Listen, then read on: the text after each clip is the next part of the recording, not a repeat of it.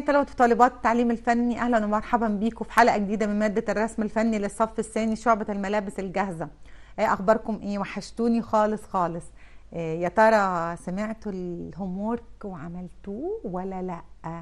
هزعل قوي قوي لو ما كنتوش رسمتوا، بس هسامحكم. هعمل إيه؟ مضطرة يعني، ما أنا ما فيش في إيدي حاجة. بس طبعا ده بيبقى رجاء خاص بيني وبينكم، إن أنتوا لما بنرسم حاجة يا ولاد وبعد ما الحلقة تخلص ترسموها انتوا، بتبقوا فاكرين كل معلومة اتقالت والخط ده جه منين وراح فين وازاي كملته. لكن بسيب المعلومة بنساها. هي مش الفكرة ان احنا نتفرج على حلقات ونتعلم حاجات مش بنتعلمها، لا، الفكرة ان انا احط ايدي وامارس. لما بمارس وبجرب وبشتغل بايدي مش بنسى. وده اللي دايما بقوله ودايما بنوه عنه في مذاكرتكم لكل المواد، ان انتوا حاولوا دايما لما تذاكروا حتى لو المادة نظرية قولوا بصوت عالي واكتبوا بعض النقط والعناصر، ومفيش مانع ان انا احفظ بالكتابة. ليه؟ لان الكتابة والرسم واستخدام القلم والورقة مع عيني مع صوتي وداني سمعاني، مخي بيشتغل وبيحفظ وبيركز اكتر. الحلقة الماضية كنا اخدنا القميص الرجالي السبور وكنا رسمناه، وطبعا انا عارفه ان انتوا كنتوا مبسوطين منه جدا لانه كان لذيذ وسهل جدا، ما فيهوش خطوط ومش متعقد ومش مليان زحمه ولا دوشه، مش كده برضو؟ طيب، رسمنا الباترون امام وخلف ولوناهم، وزي ما قلت بنرسم قلم رصاص خفيف ورفيع وبدون ما اضغط على القلم، سواء القلم الرصاص او الالوان الاحمر والازرق. طيب، وقلت لكم كمان لو سمحتوا شفوا الباترون الامام والخلف استعدادا لعمليه التعشيق. بس هو القميص الفرنجي عامه مش امام وخلف وبس، امال ايه؟ في اكمام وفي اكوال وفي الكم بيكون ليه اسوره. طيب، هنيجي النهارده هنكمل هذه الاجزاء البسيطه اللي باقيه من القميص الفرنجي، اللي هم مين؟ الكم. ولما اجي ارسم الكم بصراحه بيني وما بينكم الكم كمان سهل وبسيط ولذيذ، مش متعقد ومش صعب، لا لا لا، ما فيهوش الكلام ده. كل اللي هحتاجه ان انا هقيس طول الكم، هقيس طول الكم، وبعدين ادي اهو القلم اللي انا هرسم بيه. برسم الطول الخاص بالقميص بتاعي، بس هنقص منه 3 سنتي. هو كان مديهوني في المقاسات 56، هنقص منها 3 تبقى 53، والناتج يا شباب اقسمه على ايه الاربعه دي؟ ايه دي بلعب؟ لا، ده لو انتوا فاكرين كان ايه مقياس الرسم 56 سنتي، ده 6 يعني نص متر قد كده اهو. هجيبه منين؟ لا، ما احنا قلنا ان احنا بنصغر جميع الباترونات، ده بس علشان انا برسم نماذج للباترون. النموذج ده انا برسمه مصغر على الورق، لكن في الحقيقة وفي الفعل لو انا هرسم قميص فرنجي، لو انت ولد هترسمه لنفسك او لاخوك او هترسمه لبابا تفرحه، هعمل ايه؟ قال لي برسم بمقاسات حقيقية، سواء على فرخ من الورق او على، كنا زمان بنرسم على الجرايد كنا بعد ما نقرا الجورنال ونقرا حظك اليوم ونقرا الاعمده الجميله اللي كنا متعودين عليها، طبعا دلوقتي خلاص فقدنا الذاكره يا شباب كنا بنعمل ايه؟ بنستخدم الجرايد الاستخدام الثاني اللي هو اعاده التدوير واعاده الاستخدام، فكنا نستخدمها في ان احنا نرسم بيها ونلف بيها حاجات وهكذا. طيب، باجي دلوقتي انا عرفت ان طول القميص طول الكم 56 سنتي، ده المقاسات اللي كانت موجودة عندي في الجدول او المقاسات اللي هي معطاه، او لو انا بقيس من على الشخص نفسه. وخلي بالكم دايما بنوه على الملاحظة دي، لو انا بقيس فعلا القميص والمقاسات باخدها من على الشخص اذا كان بابا او اخويا، باجي من عند بداية العظمة اللي في الكتف، والمزورة بتعمل ايه؟ بتاخد وضع ميل كده، علشان لازم تاخد دوران، عفوا تانية الكوع. وقلت قبل كده ما بعملهاش كده ولا بخلي الدراع مفرود. ليه؟ قال لي لا، ده انا لازم اخد الدراع بزاوية خفيفة علشان يطلع طول الكم مناسب، ما يطلعش قصير. لو انا اخدت الكم ودراع الشخص اللي قدامي مفرود الكم بيطلع قصير. لو انا تنيته قوي هيطلع الكم طويل والاقيه وصل لغايه هنا. طبعا انا لا، المفروض اكون متمكن في كل خطوه انا بعملها. طب الطول كان 56 سنتي، انا هكتبه هنا عندي. ادي اهو طول الكم بيساوي كام؟ في المقاسات كان 56، انا هنقص منه 3 سنتي، هيبقى 53 سنتي. هقسمها على 4. الأربعة دي بتاعة مقياس الرسم. ياه، مقياس الرسم على طول كده؟ اقول لكم طبعا. وهاجي هنا هنزل من بداية الصفحة بتاعتي بطول الكم. طب الحمد لله. طب وبعدين هقول لكم بصوا بقى، انا في عندي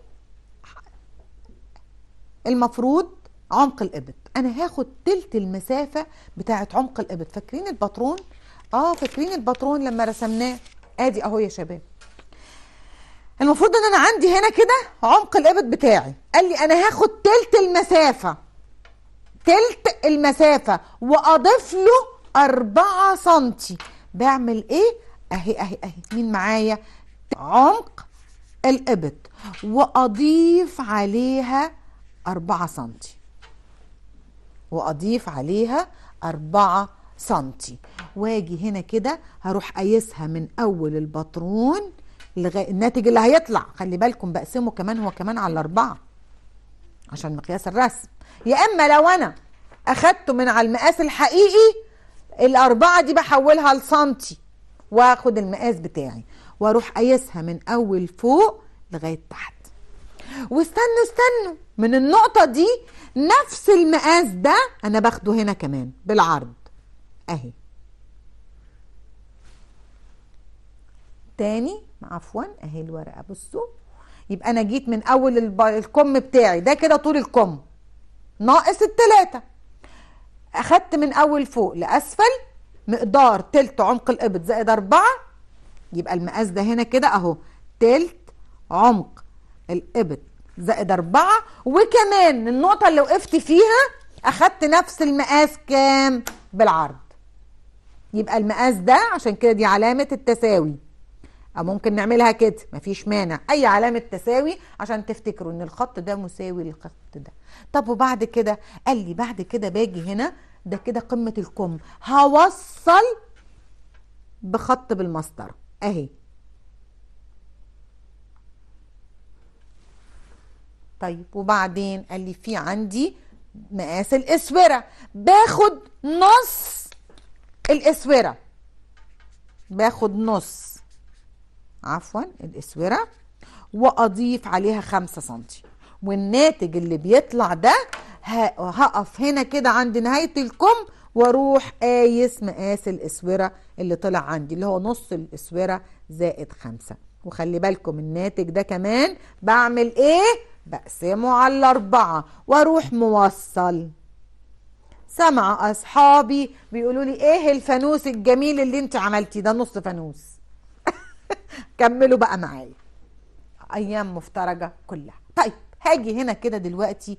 طب وبعدين قال لي هو ده كده كم؟ قال لي لا لا لا لا لا لا، ده اسمه خط نصف الكم.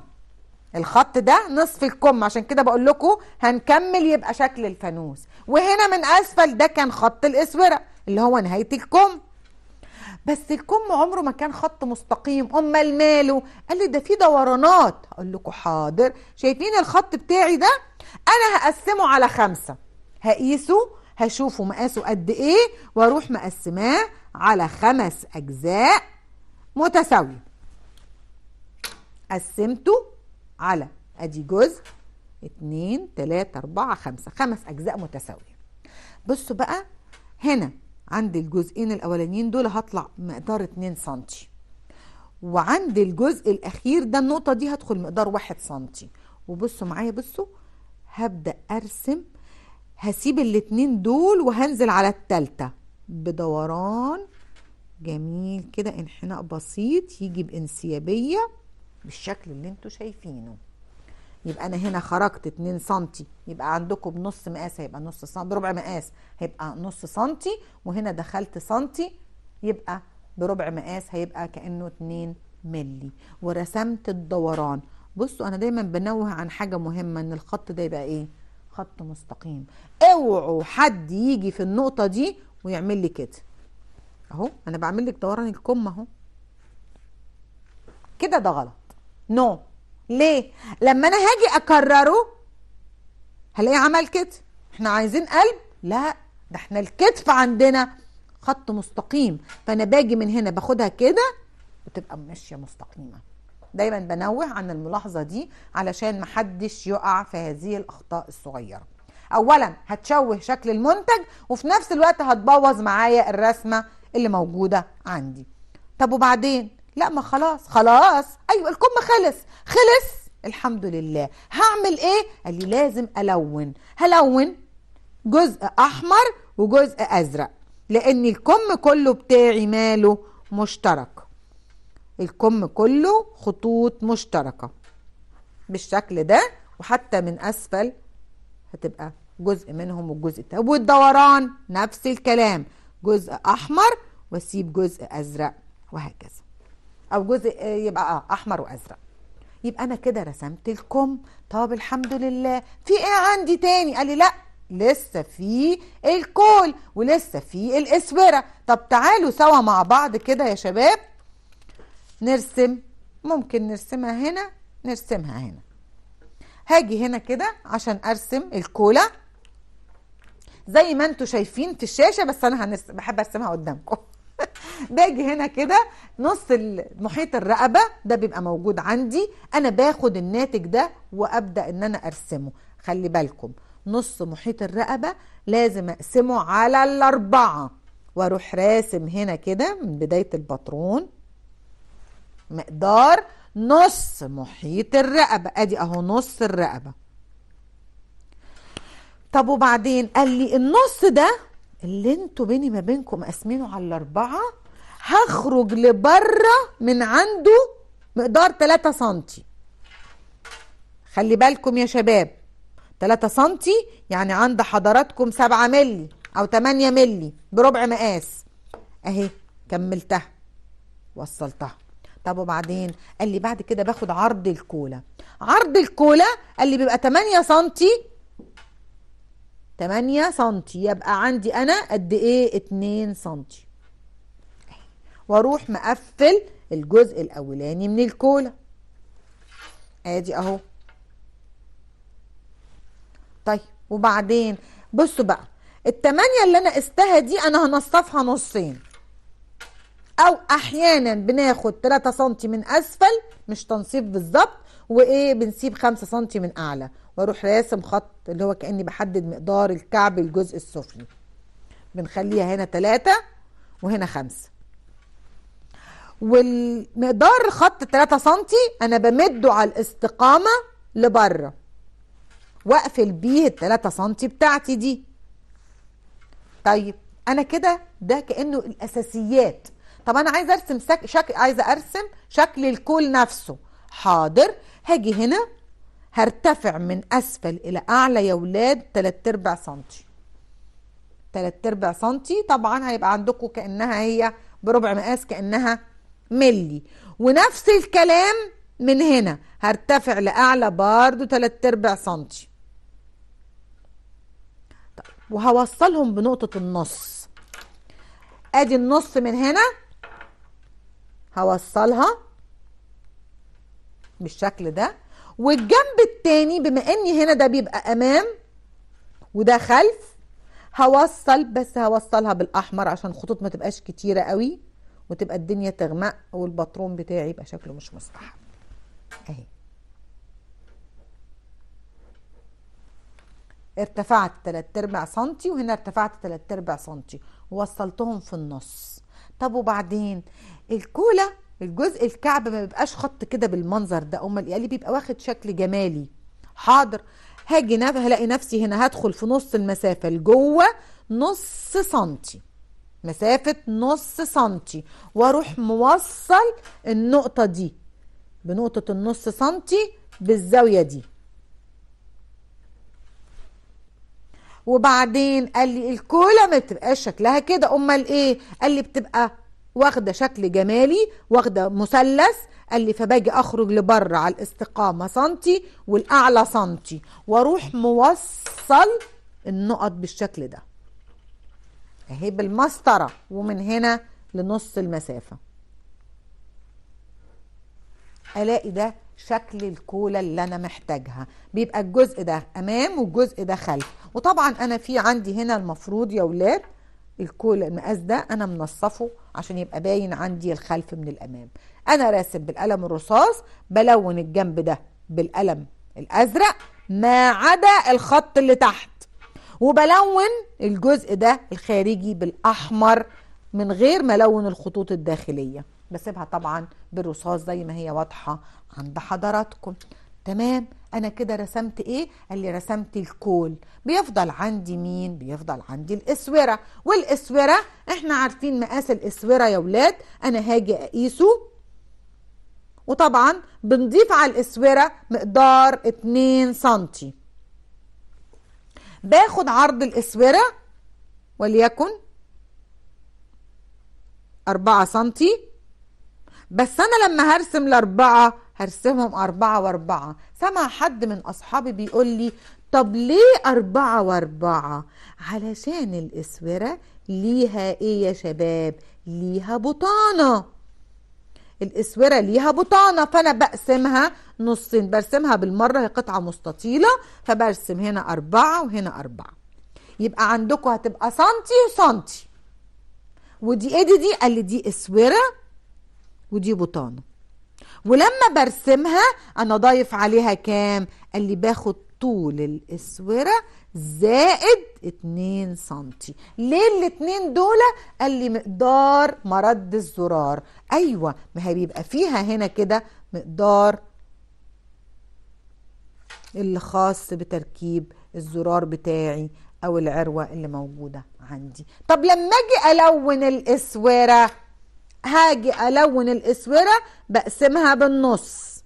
النص ده بيبقى احمر، او حد يلون بالطول يبقى بالعرض يعمل لي كده نص احمر ونص ازرق. لا يا حبايبي، الاسوره بتاعتنا بتبقى زيها زي الكولا، زيها زي الباترون، جزء احمر وجزء ازرق. انا كده زي ما انتم شايفين في الحلقه الماضيه كنت رسمت الباترون الاساسي، وكنت فصلت باترون الامام ورسمت عليه الجيب ورسمت له المرد والبطانه وحددت العراوي والازرار على ايه؟ اكتبوها يا ولاد لو سمحتوا، ملاحظه مهمه عند حضراتكم. هي ايه؟ عند لتحديد، اكتبوا كده معايا، لتحديد مكان العراوي، وعايزين تكتبوا كلمه والازرار، عفوا اهي دي معلومه مهمه جدا. قال لي لتحديد مكان العراوي والازرار بتكون فين؟ لابد ان تكون، ايوه يا شباب، فين؟ على خط النصف. وخط النصف اللي هو مين؟ هو الخط الاصلي بتاع الباترون اللي انا رسمه. سواء المرد طبعا في الامام هيبقى خط نصف الامام، لا انا عامل فستان اطفال مثلا او بلوزه للسيدات بس فيها مرد في الخلف، هيبقى على نص خط نص الخلف. المهم ان يبقى مكان العراوي والازرار على خط النصف وليس على خط المرد، علشان اصحابي كتير بيتلخبطوا وبيغلطوا، وطبعا بننقص درجات بسبب هذا الخطأ. ولو احنا نفذنا قطعة فنية بهذا الخطأ اعرفوا ان القطعة دي خلاص للأسف مش هتستخدم وباظت، يبقى انا اتلفت قماش وبوظت قطعة للأسف لم تستخدم. تمام؟ طيب الحلقة الماضية قلت لكم شوفوا لي الباترون ونعمل ايه؟ استعدادا لعملية التعشيق. والنهاردة كملنا عليه، رسمنا الكم والكولا والاسوره. حالا معايا المفروض ان انتوا تكونوا شفيتوا. هبدأ اعمل ايه يا ولاد؟ انا قلتها عشق. هبدأ افصل اجزاء الباترون بتاعتي على ايه؟ قال لي على الخطوط اللي انا لونتها. ادي اهو هنبدأ نفصل مع بعض. ولو سمحتوا لما انتوا بتتعودوا يا ولاد على الرسم والشف والتعشيق بتلاقوا نفسكم ايديكم بتكون سريعة في عملية التنفيذ. وما تقولوش لا احنا بنكره التعشيق، احنا ما بنحبهوش، لا لا لا، الكلام ده انا مش عايزاه. انا عايزاكم دايما تكونوا شاطرين، واي حاجة تيجي قدامنا نكون مستعدين ليها. انا طبعا عفوا بعد اذنكم برضو هعمل ايه انا ضحكت عليكم، انا بقص الباترون نفسه، انا ما شفتش، بس انتوا طبيعي ما ينفعش نعمل كده. ليه؟ لان في الامتحان او في اثناء الدراسه حضراتكم بتبقوا راسمين في الاسكتش، ورق الاسكتش بيكون ورق كانسون او ورق بيكون سميك، والمفروض الدرس بيكون موجود عند حضراتكم، وبعدين بتقوموا بعمليه التعشيق في الصفحه اللي وراها، او في الامتحان بتعملوا التعشيق جنبه في الورقه. اجي انا هنا بالنسبه لي انا بجهز ادي الاجزاء بتاعتي اهي، ادي امام وخلف. طيب ممكن ننتظر دقائق من غير ما ايه يا ولاد، من غير ما نقصقص الباقي. يعني انا ممكن ما اقصش الاجزاء دول، ليه؟ هستنى عليهم. ليه برضو؟ علشان احنا دايما من ضمن الشروط اللي انا بهتم بيها اثناء عمليه التعشيق ان انا بعمل ايه؟ بوزع الاجزاء الكبيره اولا ثم الاجزاء الصغيره. فانا باجي بعد كده بعمل ايه؟ ببدا ان انا هقص الكم، لان الكم عندي كبير، فانا اهو هفصل الكم اللي موجود عندي بالمره. هقول لكم انا هقص بس هسيبه متثبت. عارفين ليه بقول ما تقصوش كله مره واحده؟ لان بعد ما بتبداوا تشتغلوا بنلاقي الاجزاء بتاعتنا طارت وقعت وضاعت، والاقي نفسي غرقان. هو راح فين الكم؟ هو راح فين الكولا؟ الاسوره مش لاقيها. لا، انا اخليهم في الشفافه موجودين.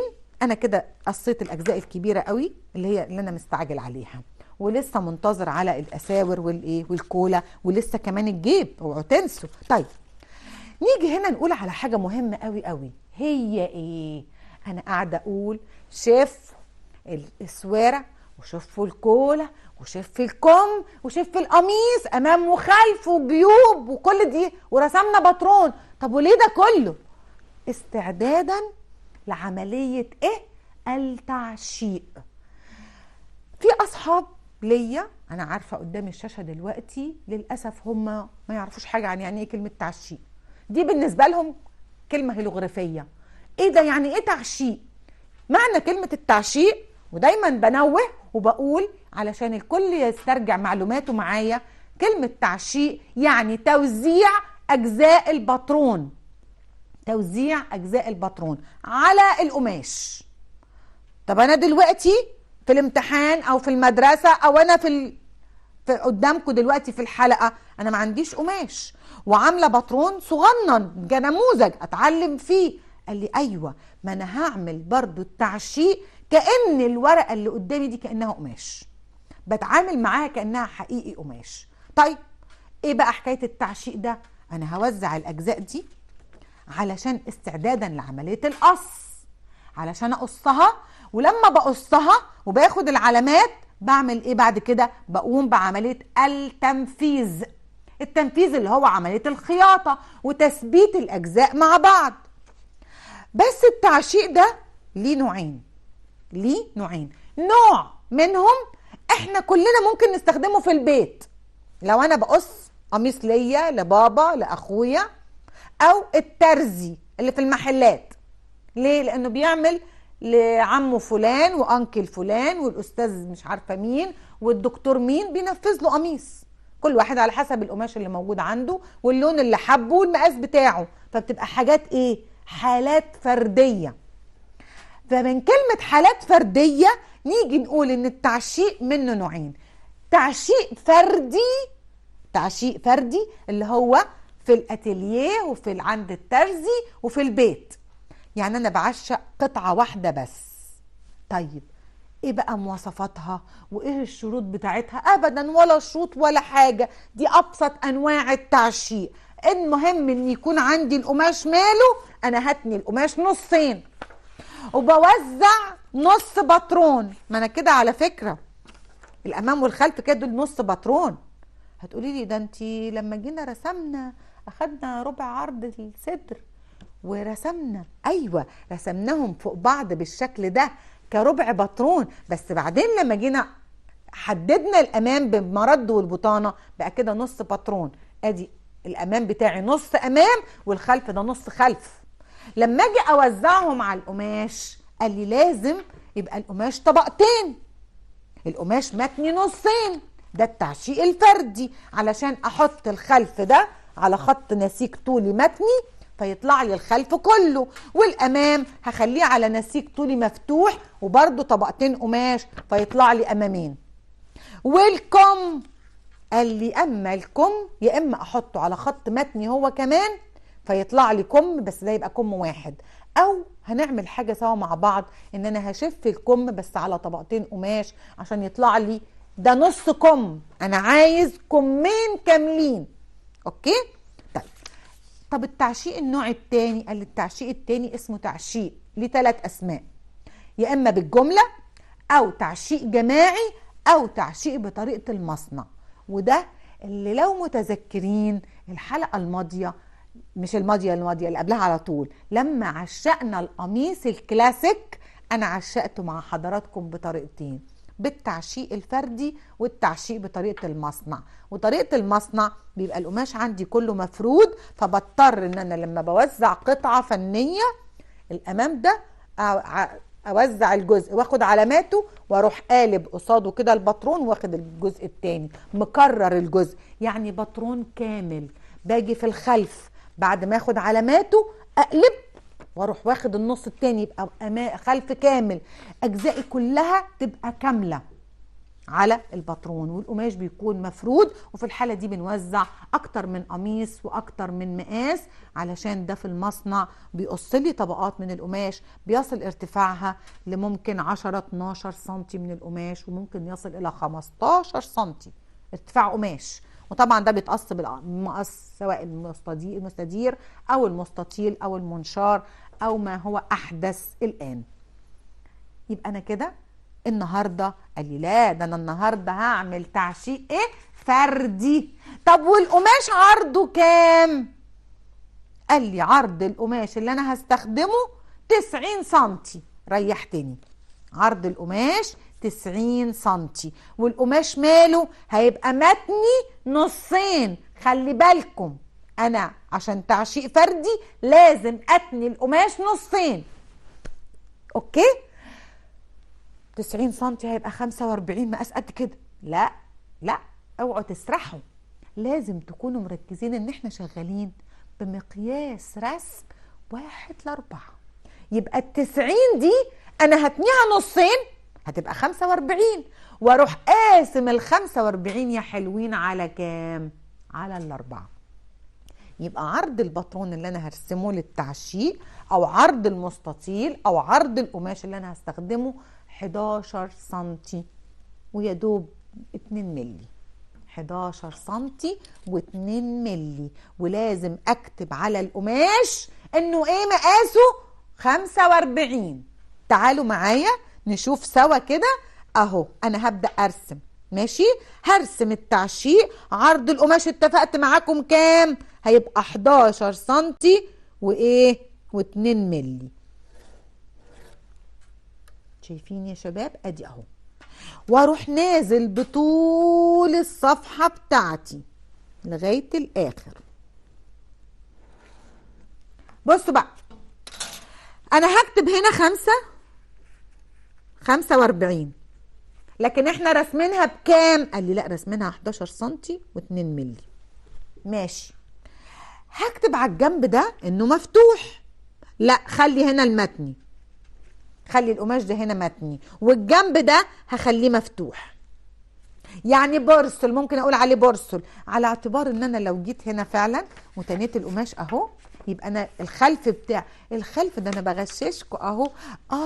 الخلف لما هاجي اوزعه هيبقى على الجنب ده، على الجنب المتني، علشان انا عايزه خلف كامل. وهاجي هنا كده واروح موزع باترون الخلف بتاعي بالشكل ده واخد العلامات.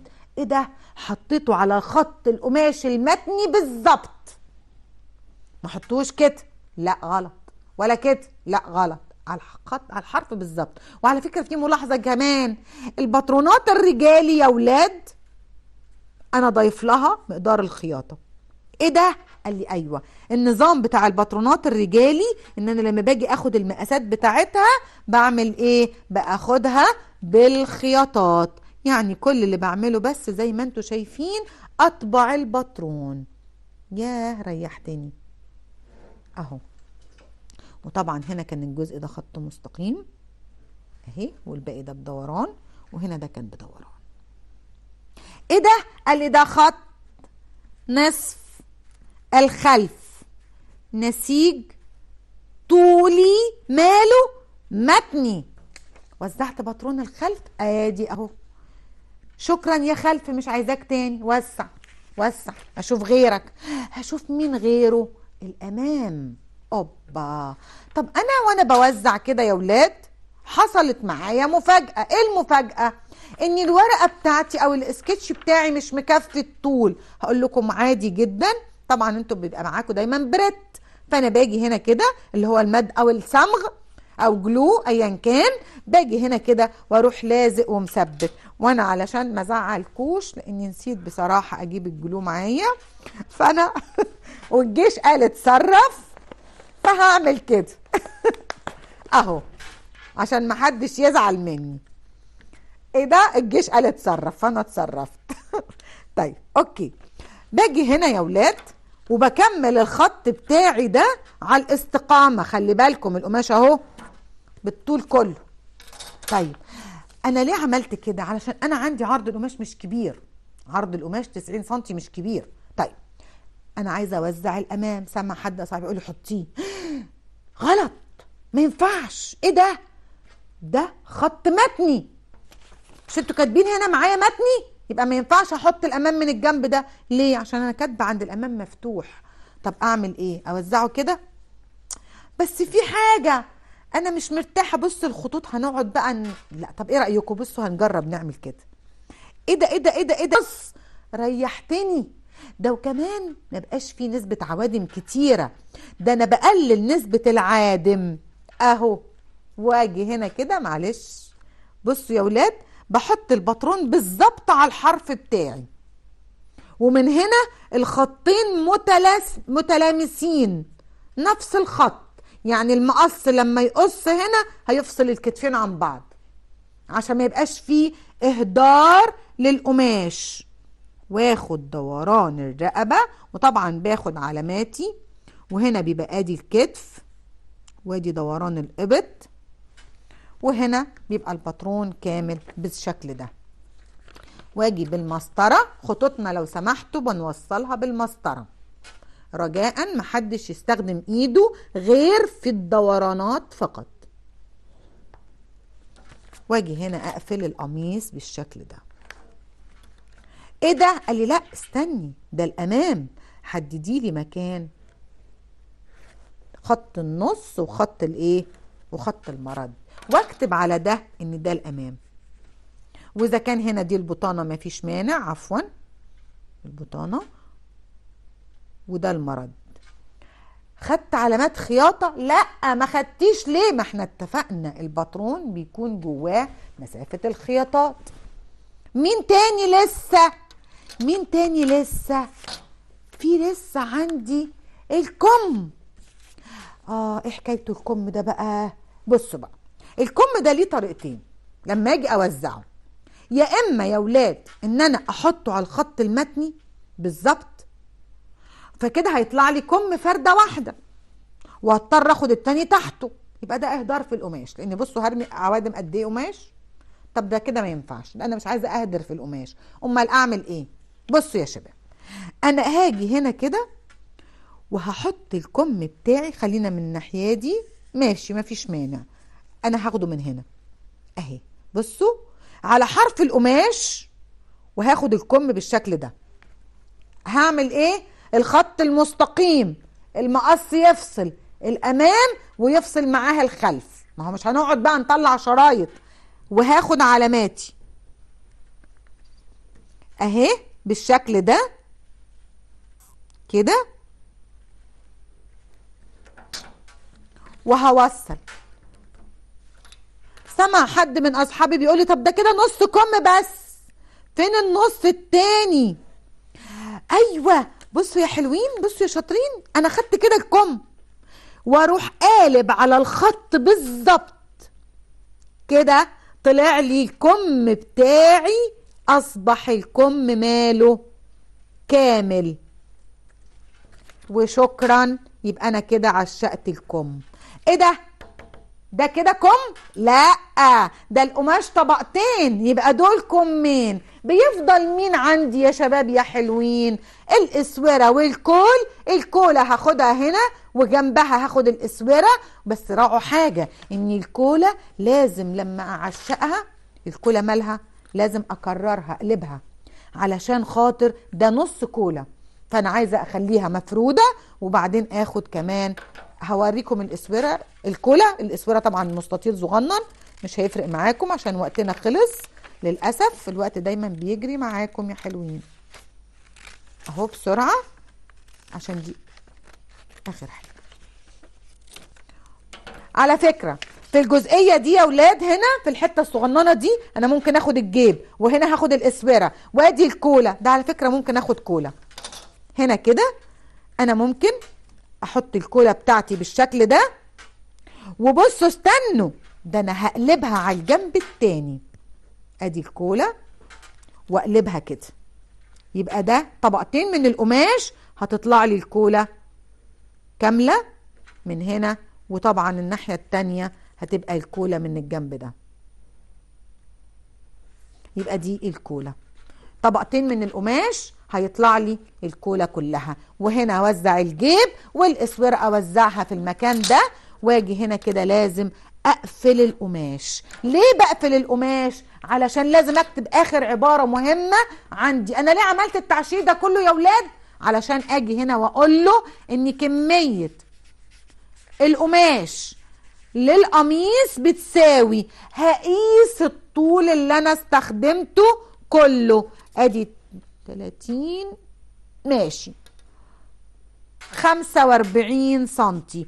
45 سنتي ده الطول اللي انا استخدمته. لا لا لا لا لا لا لا، في حاجه اسمها قميص فرنج رجالي اخد 45 سنتي؟ لا، ده على الورق. انا لازم اعمل ايه؟ ارجعه لاصله، اضربه في 4، فلاقيه 5 في 4 ب20، صفر ومعانا الاثنين 16 18، يبقى 180 سنتي من القماش انا محتاجهم علشان انفذ هذا القميص. وبكده يبقى انا عشقت القميص الفرنجي بالطريقه الفرديه على قماش عرض 90 سنتي بمقياس رسم 1:4. اتمنى ترسموا الباطون وتشفوا وتعشقوا وتتعلموا وتتمرنوا، علشان ان شاء الله لما نتقابل الحلقه الجايه ناخد حاجه جديده ونكون متمكنين في الحاجات والاجزاء اللي اتشرحت قبل كده. الى اللقاء، هتوحشوني. كان معكم من التلفزيون المصري بسمة وديب. باي باي.